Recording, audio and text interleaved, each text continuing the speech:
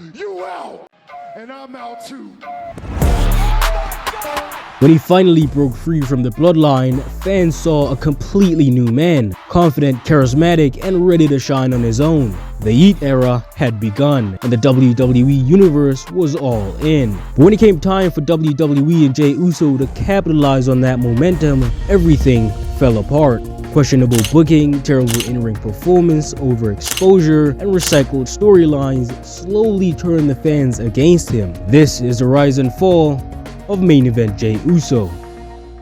Jey Uso debuted in WWE in 2010 alongside his twin brother Jimmy Uso as the Usos, becoming one of the most successful tag teams in WWE history.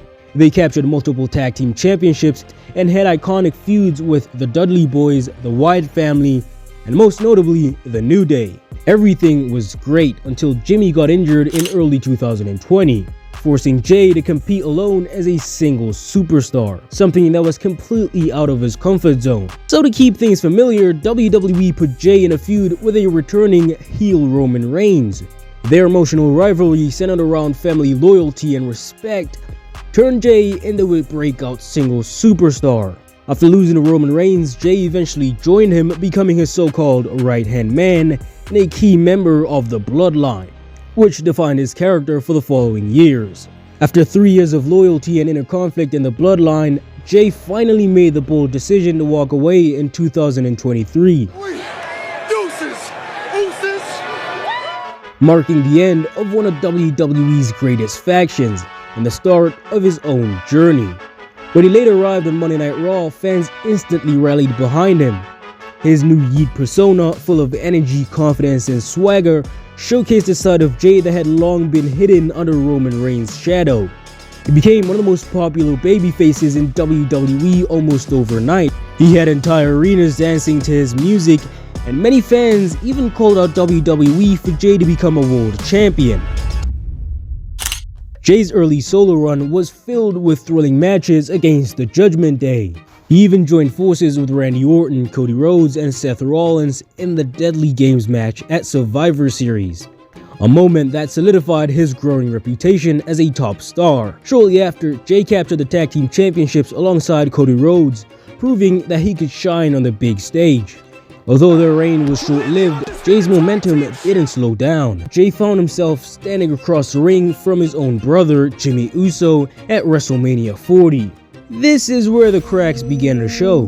Many fans weren't on board with the feud as they felt that WWE had dragged on the family storyline far past its peak, and when the match finally happened, it failed to deliver. What was billed as a personal war ended up being little more than a superkick fest, as both superstars kept hitting each other with endless superkicks throughout most of the match. The result was predictable too.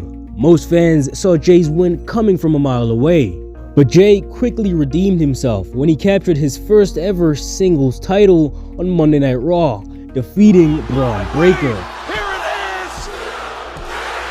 It was a huge moment, and the fans were thrilled to finally see Jey get rewarded for his work. Unfortunately, the celebration was short-lived. Just 28 days later, Jey lost the title back to Braun after interference from the bloodline. And understandably, the fans were furious. They were tired of the same storyline and saw this as proof that WWE didn't truly trust Jey as a single star. They wanted to see what he could really do on his own. Behind the scenes though, WWE was paying attention. Rumors suggested that they were preparing Jey for the biggest push of his career, a run that could finally make him a true main event star in 2025. 2025 was also John Cena's retirement year, and fans wanted to see the greatest of all time win the Royal Rumble one final time. When the match came down to the final two, Cena and Jey, it looked like those wishes were about to come true. But then, WWE made the shocking decision for Jey to win instead.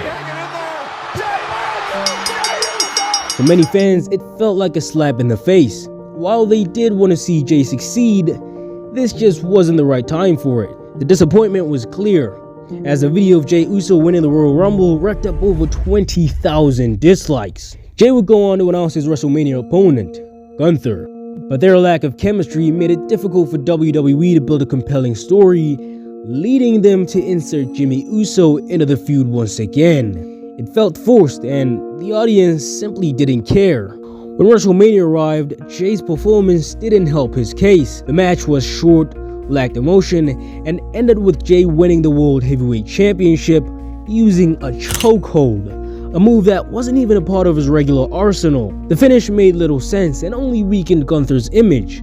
Immediately, fans began to question whether Jay would really be able to deliver as a main event star.